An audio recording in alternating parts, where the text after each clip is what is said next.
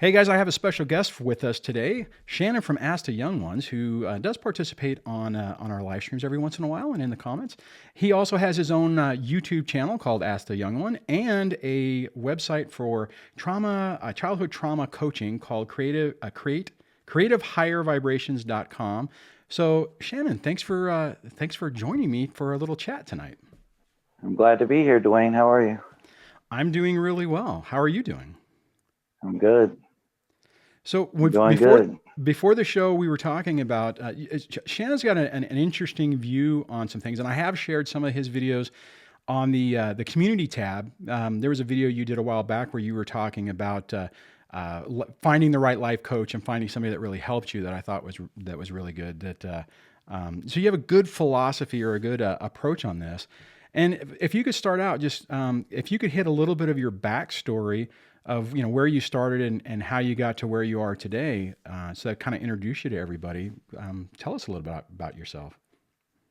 Well, it all started about 6 years ago. I was married for 9 years. Well, yeah, it was about 9 years at that point.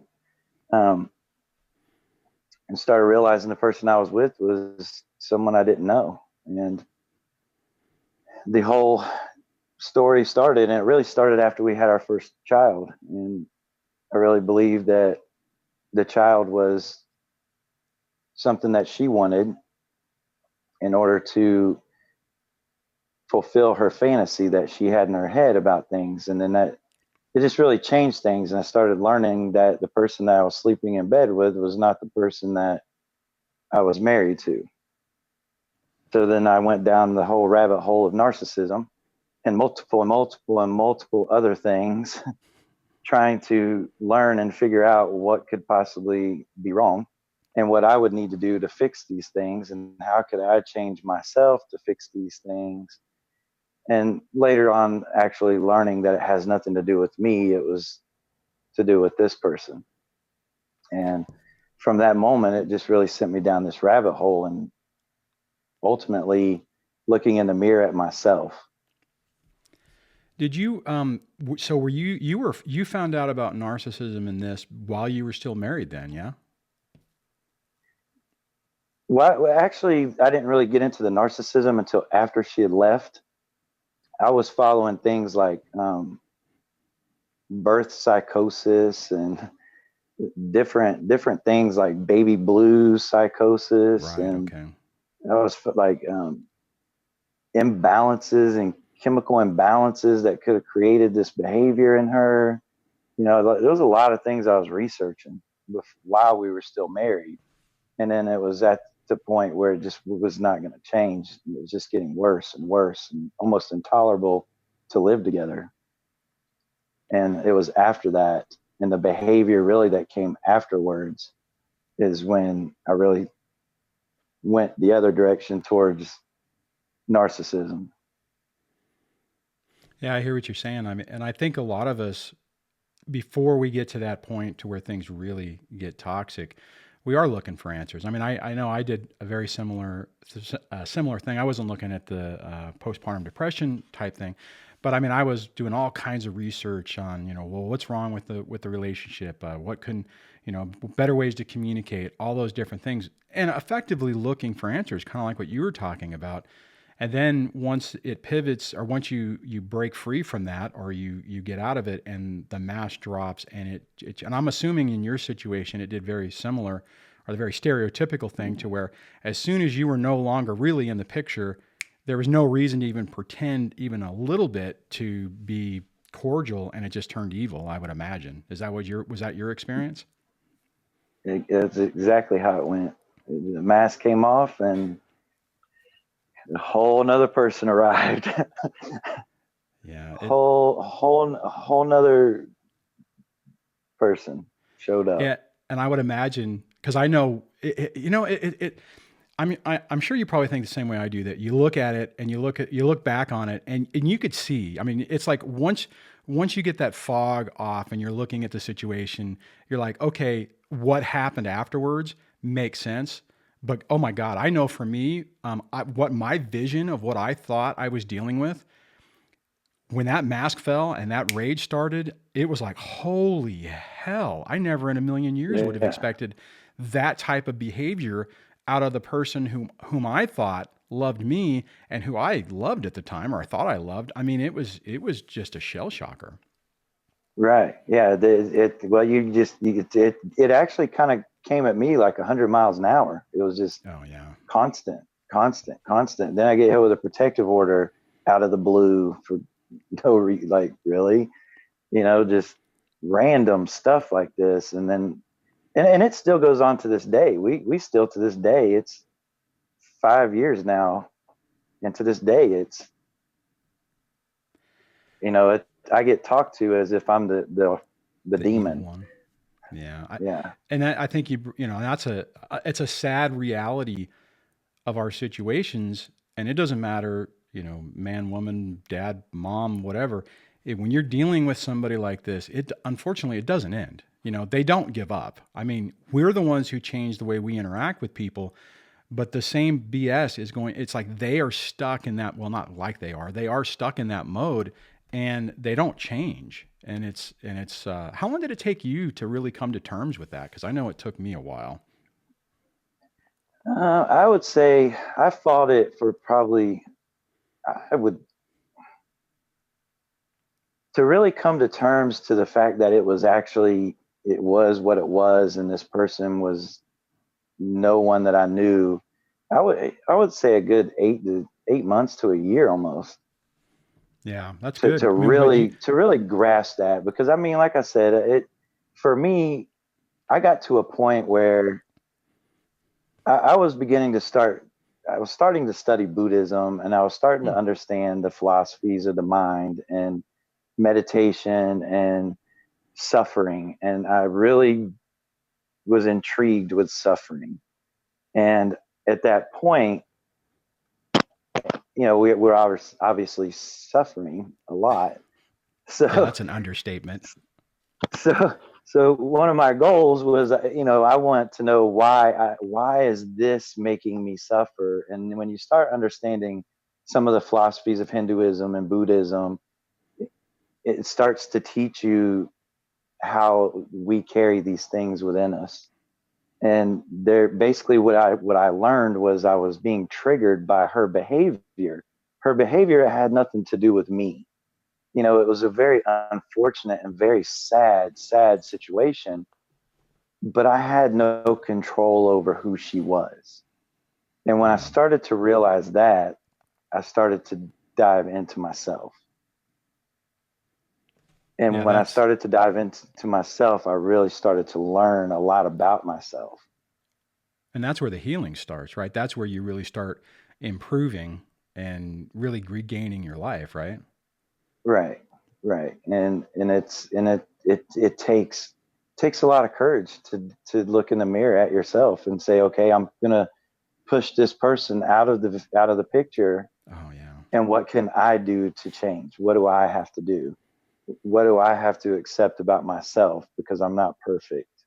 What can I change? What in my childhood has created this belief that has me believing that I need this person to make me happy, or I need to control this person to be happy. And so I went into all of that stuff, and I committed to myself 100% to change it and to not ever live that way again. That is, we were talking before we started recording this about how though these situations are incredibly traumatic and difficult, it's really a catalyst for positive change. I mean, until this happens, it's like us hitting our rock bottom to say, okay, wait a minute, something's wrong here.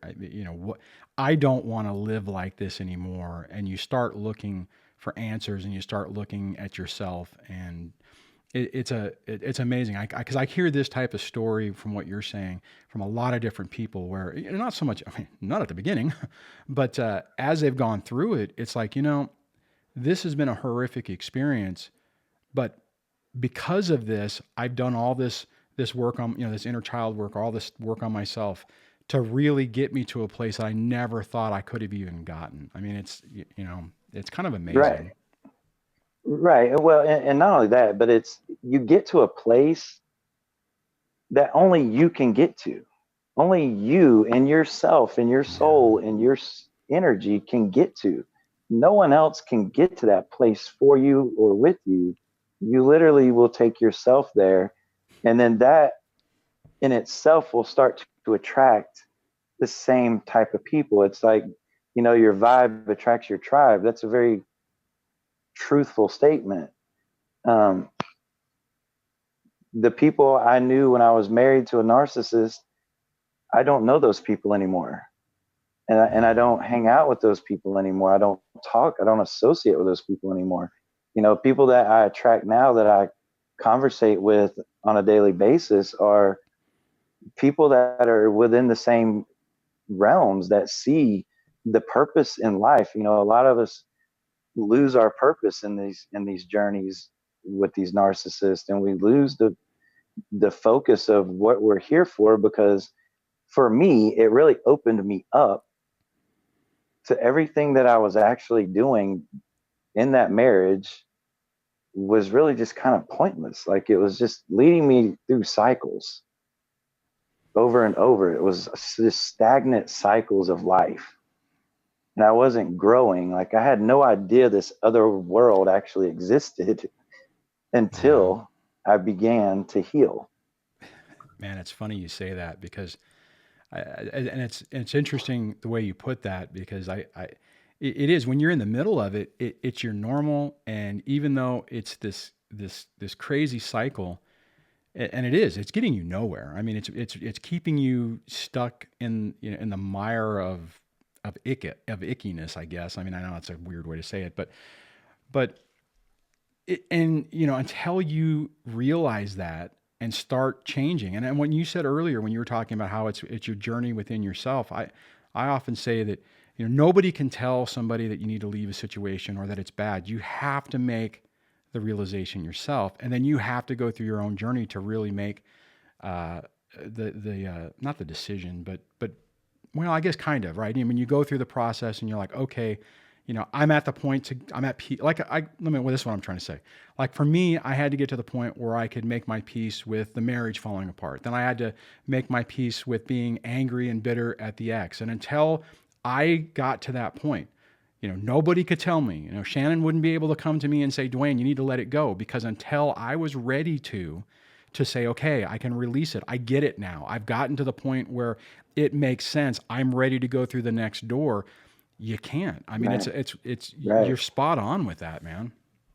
Yeah. And I went through those phases. I mean, I was very angry, especially I had Yeah. my daughter was 2 years old at the time. And, I had went through alienation with two sons prior to this, and I didn't want to bring another child into this world and then end up dealing with toxic, just that whole mess again. Yeah. But I was future faked. I was lied to. This was a planned pregnancy. These were things that were highly discussed prior to having this little girl, and it was all a lie. Yeah. And that was I would say that was probably the more generated anger and things I had to really come to acceptance on, more than necessarily the marriage. The It death of the just, illusion, right? yeah, it was like you're like, none of it's real.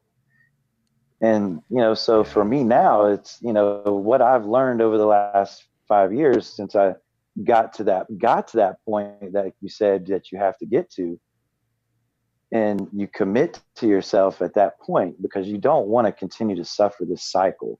If you stay in that cycle, you will just go. I mean, life will continue to give you what you ask for, and until you realize that and shift and make a change and become aware and use mindfulness. And it's like one of my next videos, one of the catches on it is, our perspective, our opinion will change our perception, which is awareness, which creates our beliefs, which creates our behavior, which creates our realities, which then It's creates a amazing. new perspective. And until we shift Yeah. and change these things, we will stay in these vicious cycles. You know, I mean, the crazy part about this is it's the concept. I mean, it's so simple, right? But it's so hard. I mean, what Hard, you're yeah, saying, what you're saying, I mean, now you get it, right? And I get it too. And I still have my yeah, own struggles with, with it. yeah, But it's like, you can, I mean, you can choose to stay in that muck and you don't even realize it. You don't even realize it. You're just drawing it to yourself. I mean, I spent right, 21 years, 2 decades of my life yeah, in a situation that as I look back now, I knew it wasn't healthy. I knew, the first year of the marriage that this was messed up. But I right, wanted that illusion so badly. That fantasy was what I had fixated in my head, and you can't change somebody else. And if you just get comfortable in that you know crappy situation. But once you're right, once you start changing and shifting, you attract better people to yourself. You draw more positive things to you, and it's it. I know a lot of people get kind of the secret or law of attraction or whatever, but there is it it's more complicated to what to right, like what you're talking about, and it's like it's a total life switch and a life change. You release that anger, you release the bitterness, you let it go, and you're looking for your joy, and you bring more of it in. That doesn't mean everything's going to be peachy keen and you're not still going to have issues, but right. it really changes your life. At least that's my perspective. Yeah, and well, and and it's not, and it's more of the sub. It's really comes down to understanding your own subconscious, which is your unconscious. Yeah. And when we live that 21 years, and even for myself, up until I really started, for me, at the end of the marriage, it was more like my intuition was telling me something's not right. Yeah. Something is just not right. And so that's really what triggered me into questioning the marriage, questioning her intentions, questioning why we're together, all these things. It was really just started in my gut. And it was later in healing that I started to realize, why I was in that marriage, because I was unconscious to things. It's Yeah. these things, and it's not our fault that that's the way it is. But we have to accept that that's the way it was for us during that period. We didn't have the awareness at that time that we have gained since then. And that's why we now can see the difference. Yeah, and I think one way I look at it is it's you had to go through that, right? I mean, it was kind of like a test. Sometimes I say it's kind of like school, right? I mean, if you go to school and you fail algebra, you take it again and you keep going through until you get it. So we're having this life lesson that's presented in front of us, and we have to process through it. Some people, fortunately, can figure it out in a couple of years instead of two Yeah. decades, like me. But I mean, everyone's got their own journey and their own path on it. But Yeah. yeah, it's just crazy. Now, one of And the that's other things you were. and that's Oh, go like ahead. even for me, even as a coach and working with people, there's, like I said in that video, there's coaches that will give advice and kind of tell people, this is what you should do, this is Yeah. what I think you should do, this is how I see you should do these things. And that's a coach that doesn't have understanding of people, Right. because you have to see the other person for their journey, for what they're experiencing. And not only that, but recognize how their whole life has led them to this point. And it takes, you have to see them as a human. And Yeah. they're not, it's not about them getting advice. It's more about them, as a coach, helping them wake up to their perception and open their own eyes to things. Well, you're almost a guide trying to lead Right. them on a path. Not to just say, okay, follow me, but it's like, okay, we're going from point A to point B. I'll make sure that you don't go off the cliff, but let's, when you're ready to go, we'll move on some more and that type of thing. No, Right. I'll put another link to that video because I thought that was a really great talk when you were discussing finding good therapists and coaches and stuff. It was a really insightful discussion. Yeah. And I mean, just to touch on that real quick too. I mean, I have a client now. He goes to a therapist and he talks to me. And I understand what he's Yeah, experienced while his therapist still does not. So she's using her education to attempt to work with him. Whereas the things that we work on are things that I've actually experienced. So I understand him and I understand what he's feeling and what he's experiencing. And I'm able to help walk with him through that. And it makes a big difference. I think that scenario of having a therapist, well, hopefully a therapist that gets it, that would be even better, and a coach, because it's two different things. I mean, a therapist Yeah. really can't talk to you. I remember at one point I was having a conversation with my therapist about this project I'm doing, and I said to her that you can't talk to people in the way I am with my videos. It'd be unethical for you to do that. I mean, there's a specific way you need to do it. I mean, so I think having a coach who, like you were talking about, understands it is a good is I mean, that's the best case scenario would be to have both, in my opinion. So how is the Yeah. therapist helping him? I think Kind of. he just said, I think, well, he's been going to it for about 6 weeks now. And our past session this weekend, he said that he feels like she might be starting to understand some of what he's been saying for the last 6 weeks. God, So, you know, that's frustrating. I mean, you know, that's better than her or the therapist invalidating what he's going through. But it's I was talking to someone earlier about how it's really incredibly frustrating how therapists do not have a better understanding of narcissistic type abuse, uh, because I think a lot of the issues really are surrounding that issue, and if you don't know it, you're going down the wrong modalities to try to help somebody, and it's going to take it yeah, longer. right, yeah, and again, you really got to see, like for me, of course, I work with people getting them through the relationship part, Hmm. but at some point when we get to that self commitment part, then we can start diving deep into the person and really start separating any part of this narcissist, you know, out of their life and focus on the things that really they've went throughout life trying to fill voids with their own inner child, holes inside their inner child, and filling those voids by meeting narcissists that make us feel on top of the world at the moment, and all these Yeah. things. This is where how it works is usually we're seeking to fill a trauma without facing the trauma, and it which, gets us caught up into that cycle.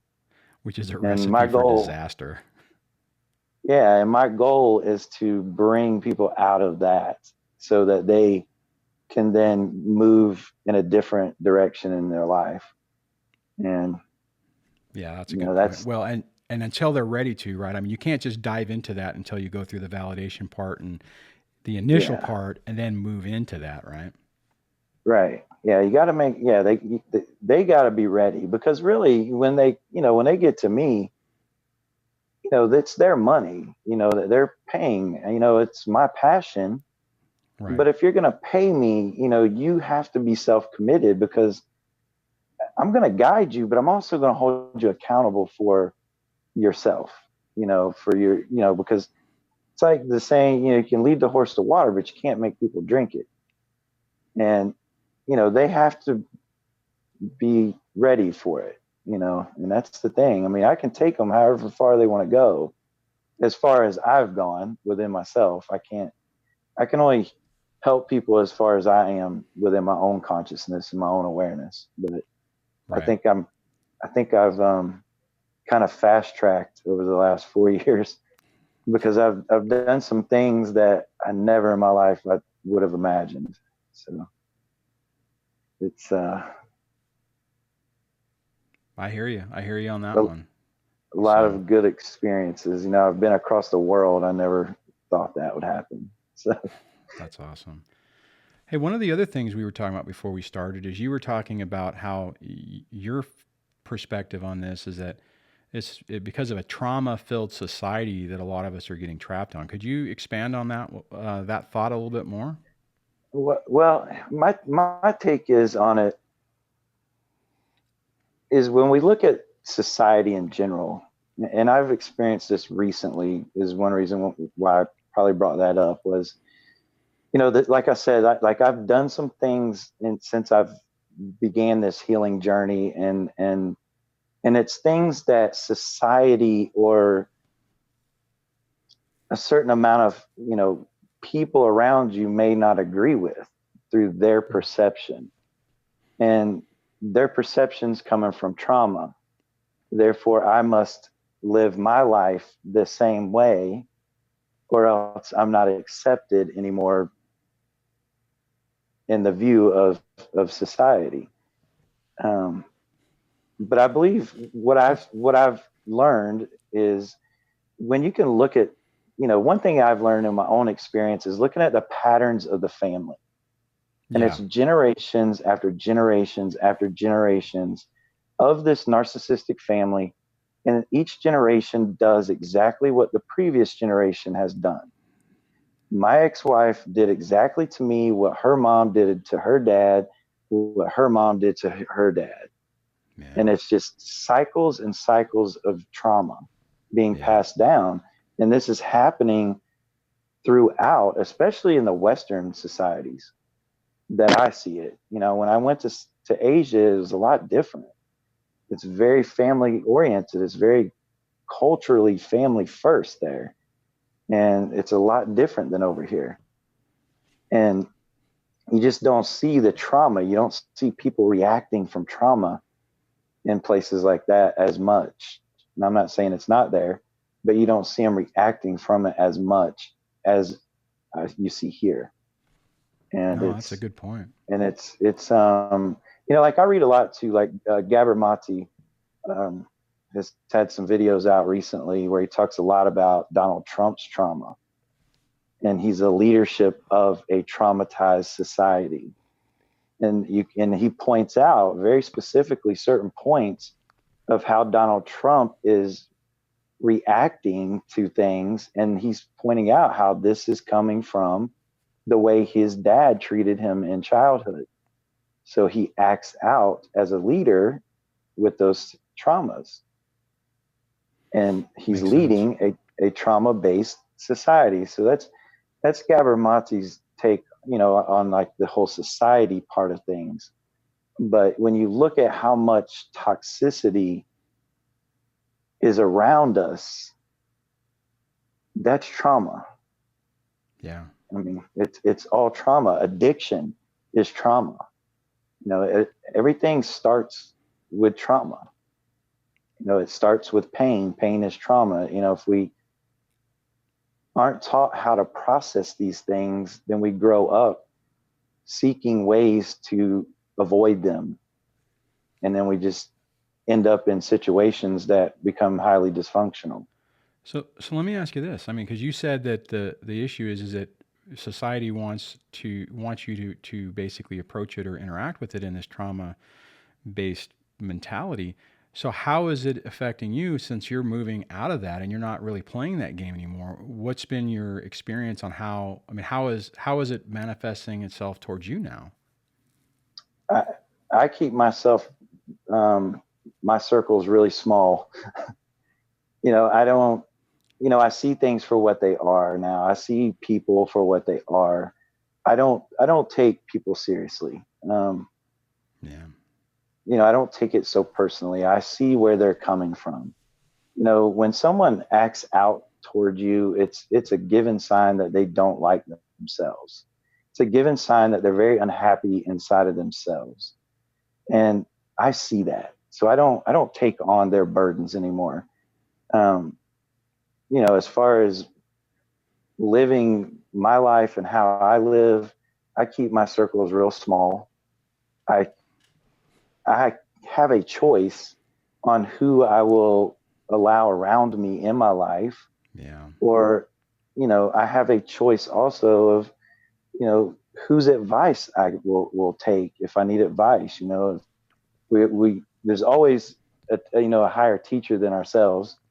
There's always someone that can we can learn from. So, Yeah. but I do know with my awareness now the choice. I have choices with that, and that's really what it's done for me. Um, it's kind of like my daughter's situation. You know, I made a choice to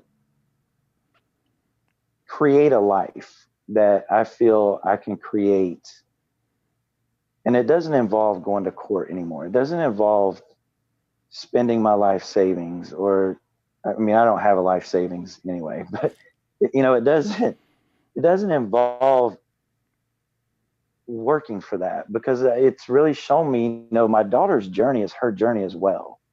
I Yeah. see her as a human being that is here for her lessons, her journey, her path.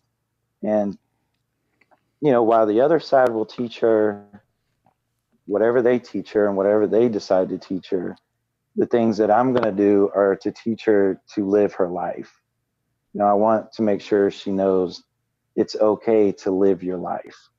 It's okay to be happy in life. And that's the things I want her to see. And I think she sees it.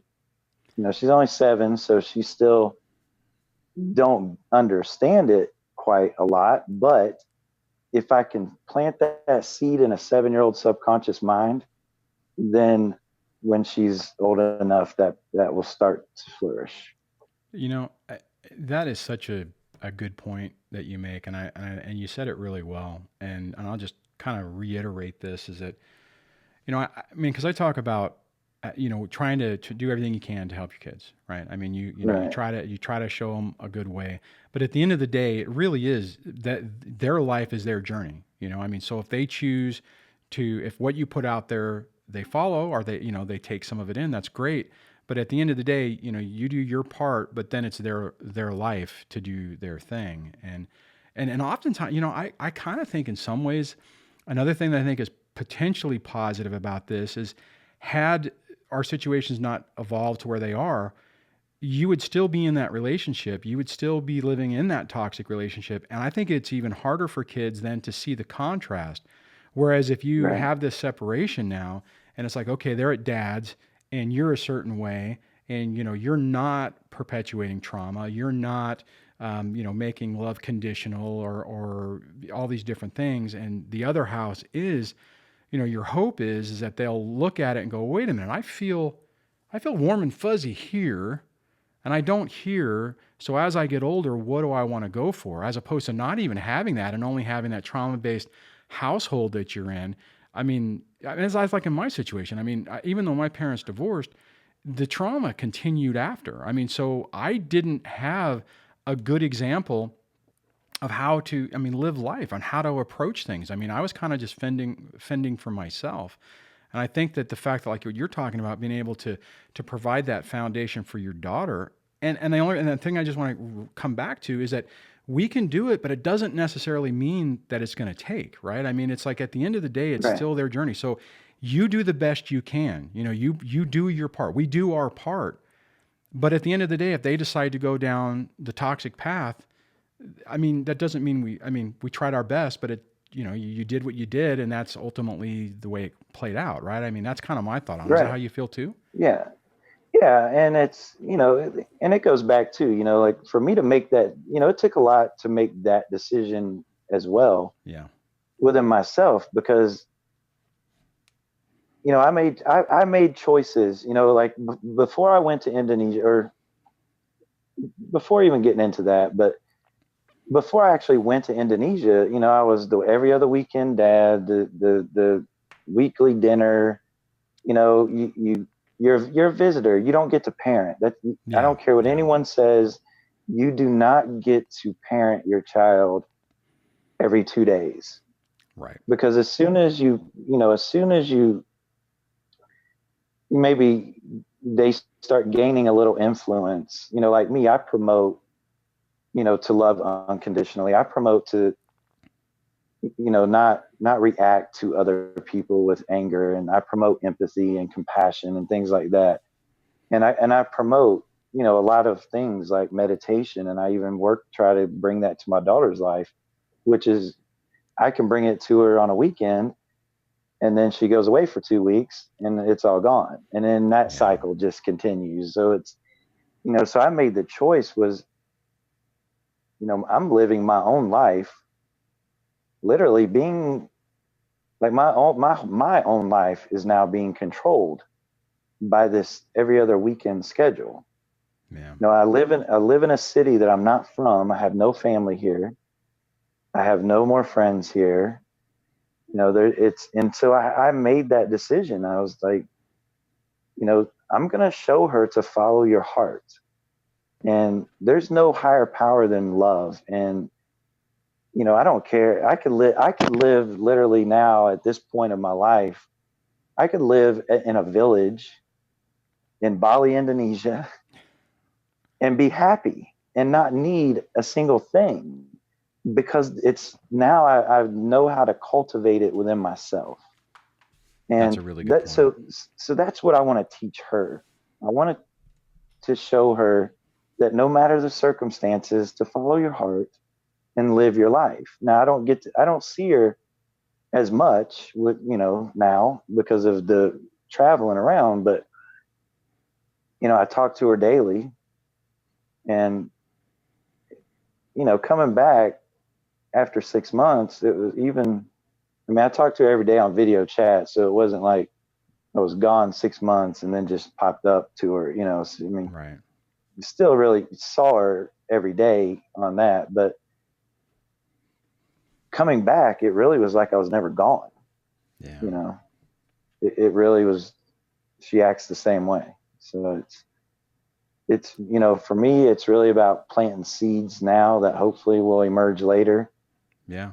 Because when a cluster B has custody and your time is 4 days a month, Yeah. it's hard to accept, and it's hard to give up your entire life for 4 days a month and not try to find other ways to teach her or to teach them things.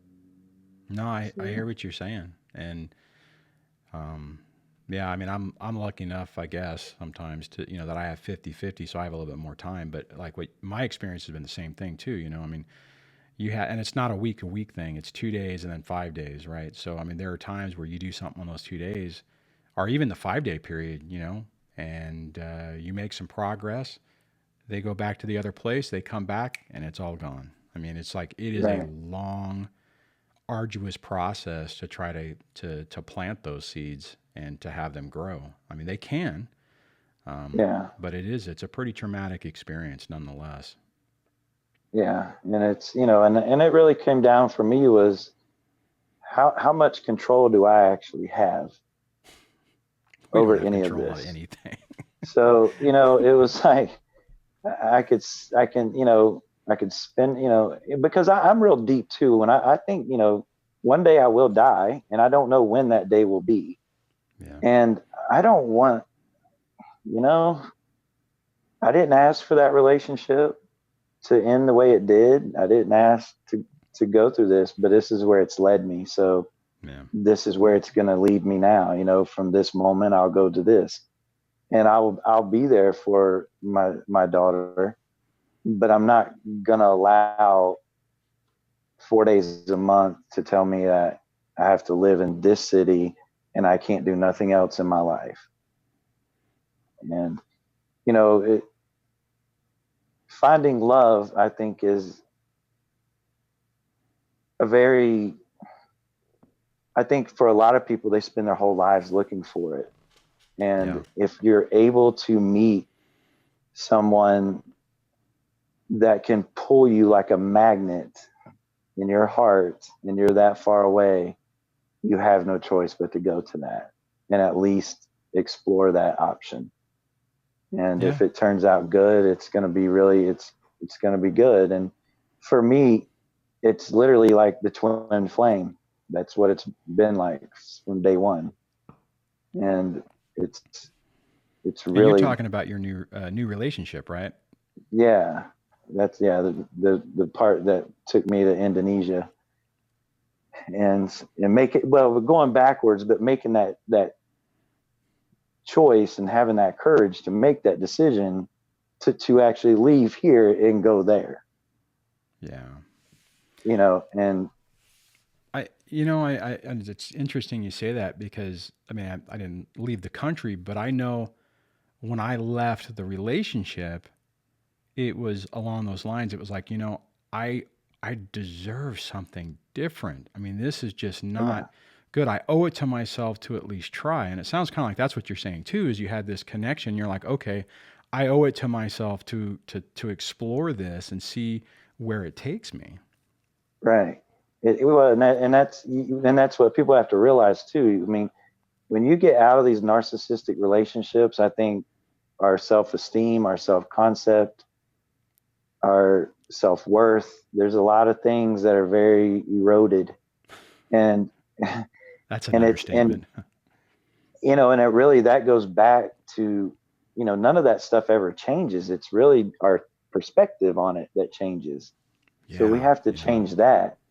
And it really, for me, it just was about finding my own self love. And I wanted to attract someone that was at least the same type of love that I am.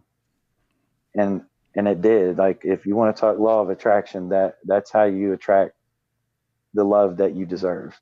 You become the love that you want in your life, and that's the love you will attract. And that's the best way to gauge it, in my opinion. Is So let me ask you this, because I mean, you have kind of a different perspective than I do, especially with the timing. I mean, you know, somebody who is kind of in that same boat where they've been relegated to the standard, quote unquote visitation where they get, every other weekend, and maybe a dinner visit or something. I mean, you know, somebody who's struggling with that, what would you say to them to help them basically get their life back and not get themselves stuck in this trap? I would say, to dig deep within yourself and find your self priorities. And because you have to realize you have a life to live as well. Yeah. Even though we have kids, our kids are going to grow up and they're going to hopefully go on their way into their adulthood, but we Right. still have a life to live ourselves. Like, just because we had children and we get divorced and it's the every other weekend thing, figure out what it is that's going to cultivate your happiness, what it's going to take for you to find your way, because you're not going to do anything for your children if you don't do you first. Yeah. And and no, it's hard, and it's like me talking about going to Florida. Then I'm going to have to probably go into the long distance part of things. But in reality, I feel better about that because I'll get a longer period of time during With the visitations Oh, with my with your daughter. daughter? Right.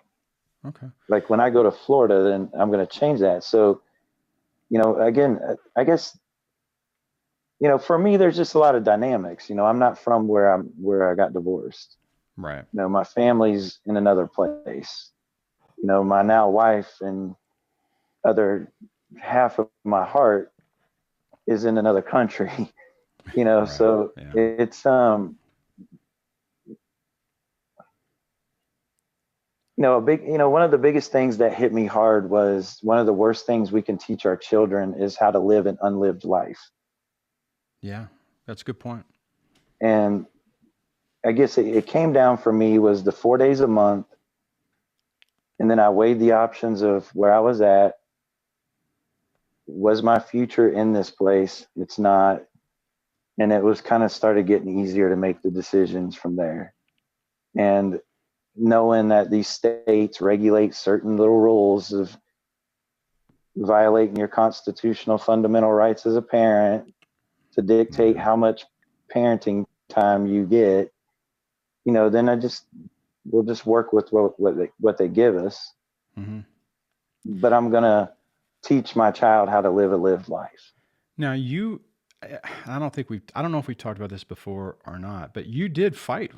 You were trying to get more custody in the beginning, right? I mean, Yeah, and I yeah, think that, yeah, I mean, I just want to say that because I don't want anybody listening to this to think that you just, you got divorced, you got weekends, and you're like, hey, I'm out of here. That's not, no, no, you're talking about a journey to get to this point, and I think what you're right, talking about is really important because and we kind of hit this at the beginning, but you can get stuck in this thing because okay, you had a choice. You could have stayed, where you are, and been angry right, and bitter and frustrated that you only had 4 days a week or 4 days. I'm sorry, a month.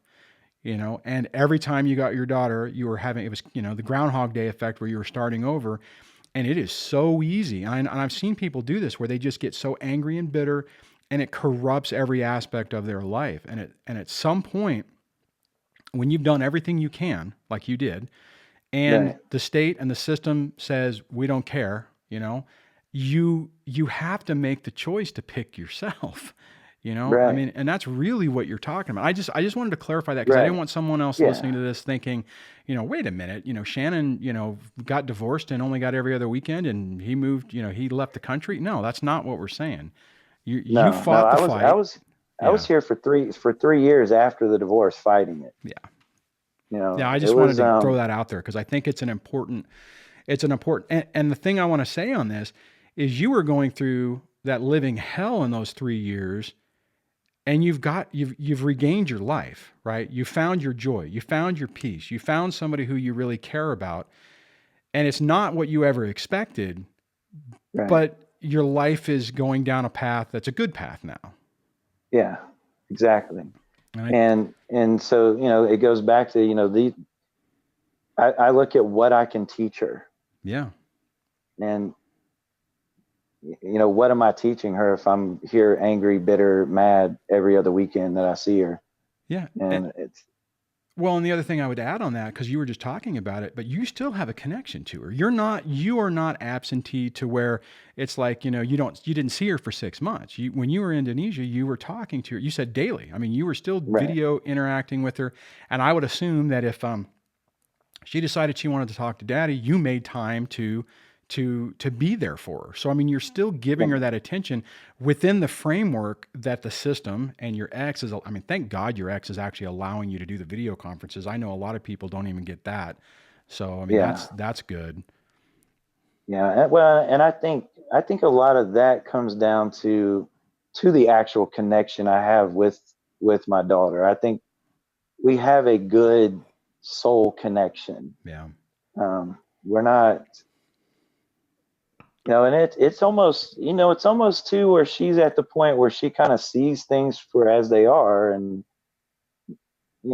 it's Well, she's still young too. I mean, you know, you, you you don't know know it's what's ultimately going to happen. I mean, in a couple more years, it might turn around to where she wants to live with dad. I mean, you don't know, right? yeah, you don't know, and that's the same, and that's the thing too is in life, like we want to know things, because that makes us comfortable. But I Yeah. can promise you, the unknown is where you're going to create the life that you want to create. Is going into that unknown. Very good point. When I got on a plane to go to Indonesia, I was flying into that unknown. Yeah. When I'm getting in a rental car next week to go to Florida, even though my family's there, I'm going to the unknown Yeah. because, for me, like going back to the fighting part, it was for 3 years. I stayed here. I had a business, and during that fight, the business went away. It was Yeah. like I lost everything. It was like the universe was showing me what I needed to do because it was taking away the things that provided in this place. And it Yeah. was like its way of showing me that you need to make a change, and this is what we're going to do to show you that you need to make these changes. You know, And sometimes when that happens, it's not really a fun, not really a fun time. no, it's not. It's very scary. You Yeah. know, Yeah. I mean, I'm and laughing on it, but and I think it's important you're saying that because I think what people fail to realize sometimes is the torturous part of the journey most of the time is pushing you to something better. You know, like right, you were just saying, it's like the universe is like, okay, Shannon, you've done your time here. You don't need to be here anymore. We're trying to tell you to leave, but you're not leaving. So your business is going to go away. right, This is going to happen. I mean, I'm kind of dealing with that right now. I don't know if you saw the video I made the other day about potentially having to move. And that's like, okay, so there's a message here, and I'm trying to figure out what it is. You know, it's like it's a little bit scary, but at the same time, it's kind of exciting, right? And do you see that now? Whenever you go into this unknown, it's instead of being like, oh crap, what's going to happen? Because I used to be filled with anxiety. Now it's like, oh yeah, wow, what's going to happen next? You know, and not like, right, oh my god, what's going to happen next? You know, yeah. that's Well, amazing. and that's kind of what it's like. You know, it's different. It's different. You know, I mean, at some point, I hope to get everything a little more settled, where Yeah, it's that would be nice. not going to be this, like, flying, and because with a newborn baby and things like that over there, even when I go to Florida and spend some time with my mom, the thing is that going there is she's 70 years old, and I've spent all this time up north, and she's pretty much grown old by herself, and that's And I'll just clarify because I know we were talking about this earlier, but so and I'm not sure what state you're in now, but you're going to Florida to basically take care of your mom, and that's why you're talking about going to Florida. That's the backstory on that, right? right, right, to be a little bit closer to her, because again, she's getting older and she's by herself, and so it's kind of like, I'm all she's got. Yeah, And then at some point when I'm down there, I'll have to go back to Indonesia yeah, and prepare them to then come over here, and it's a journey. It literally is a journey, and you don't, like, there's unknowns. oh yeah. You know, if I don't make this coaching work, that's really unknown for me. It's I can kind of relate to that one. a, because that's all I'm doing at this moment. I'm not working nowhere at the moment. The 9 to 5 deals, but so it's on me to make this work. And I'm creating some other things that aren't necessarily narcissistic related, but healing related. You know, Good, um, good, I've calling it the Inside Out project, where basically for 12 weeks we really hit hard on the things and the beliefs and the things that are holding people back, and really work on those perceptions and perspectives and beliefs and changes for people, and hold them accountable week after week to make these changes. So it's going to be a good thing, I think.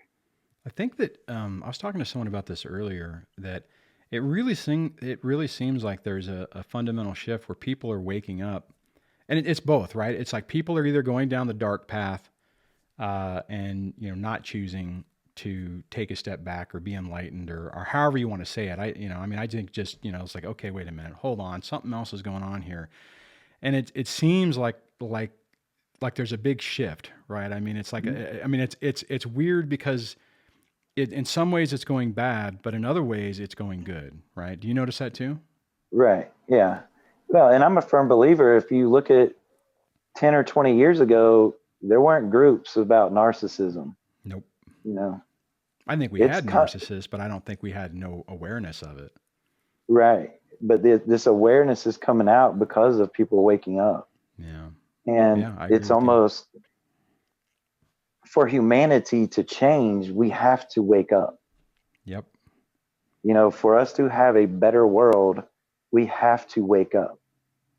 And for me, it's like these relationships, one by one, are meant to awaken the empathic side of that relationship.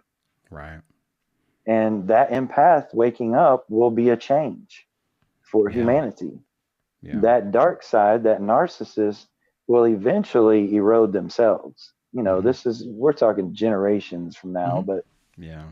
this is why I believe the epidemic is happening. And this is why I believe people are becoming aware of these people. And these situations, because without that pain, without that experience, you probably would never shift to consciousness. You would Nope. probably never face these things to heal yourself. And you would live an unconscious life following the same patterns that you were taught as a child, that were the same patterns as your parents, grandparents, and everyone else. And in Mm. order to change these things, we have to awaken. And these experiences are the exact experiences that will awaken someone if they choose. Yeah. If they don't choose it, if they choose to stay the victim and blame and not look at themselves and what they can do to make their lives better, they'll stay in that same and they'll keep going through those same cycles with those same types of people. Yeah, exactly. Hey, so on that, Shannon, if people want to find out more about what you're doing, where do they need to go to find out more about you and your coaching opportunities and stuff? So what are your websites? You can go to createhighervibrations.com Okay. and you can find me on Facebook. It's under Create Higher Vibrations. It's a page. You can also find me on Instagram under Create Higher Vibrations. And I believe Twitter is under Ask the Young One. And So, then you have the Ask the Young One YouTube channel. and then I have the YouTube channel also, which I need to start making videos. So I'll leave links to all of your stuff in the show notes and on the YouTube video. So guys, check him out, check out his information, and subscribe to him. And Shannon, thanks for spending the last hour hanging out with us and talking about it. I really appreciate it. I know we've been trying to do this for a while. Yeah, I'm glad we were able to connect with it. All right, thanks, I Shannon. appreciate I appreciate it very much.